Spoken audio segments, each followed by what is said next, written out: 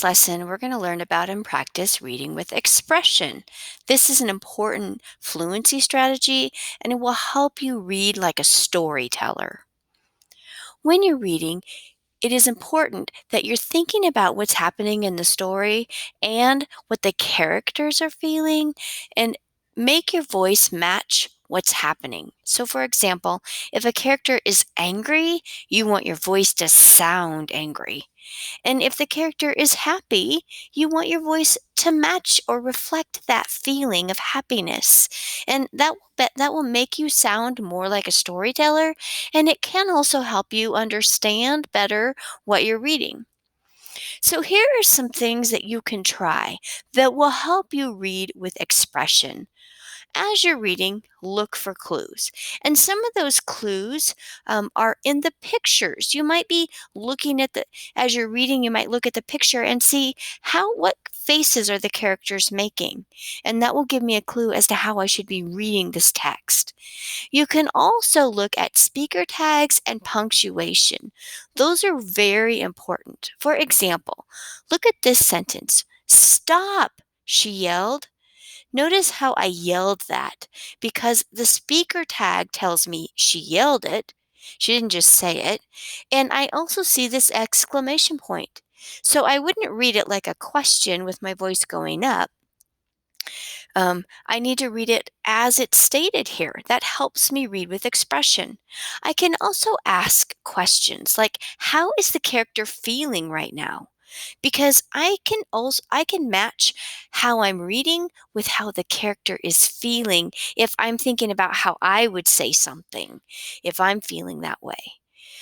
I can also think about what's happening in the story so far, and that will give me a clue as to if it's a scary part, I might be reading with kind of a tended, like a voice that's shaky, and if it's an exciting part, my voice might go up.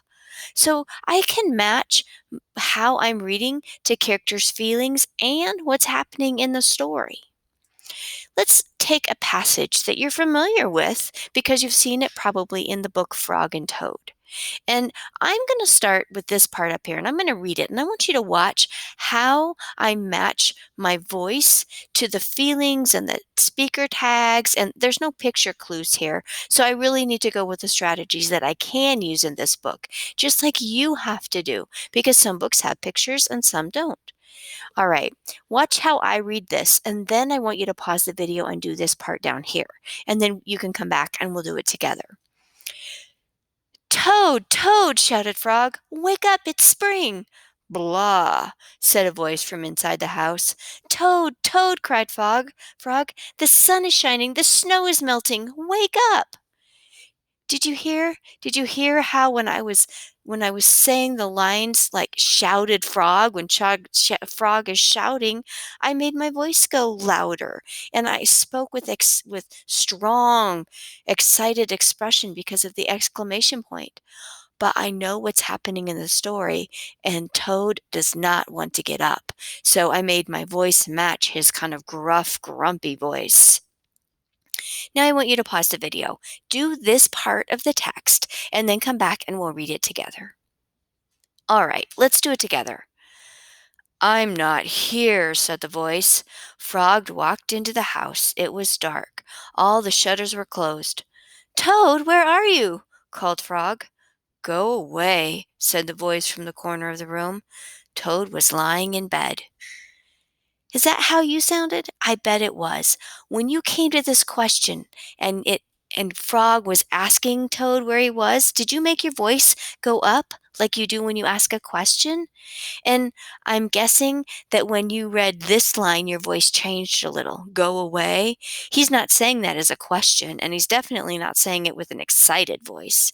So when you go off to reading today, I want you to try reading with expression. Read and look for those clues in the pictures, in the speaker tags, in the punctuation. Ask yourself, how's the character feeling right now? And how should I read this to match that feeling? And think about what's happening in the story. And always read to match the character's feelings. Have fun.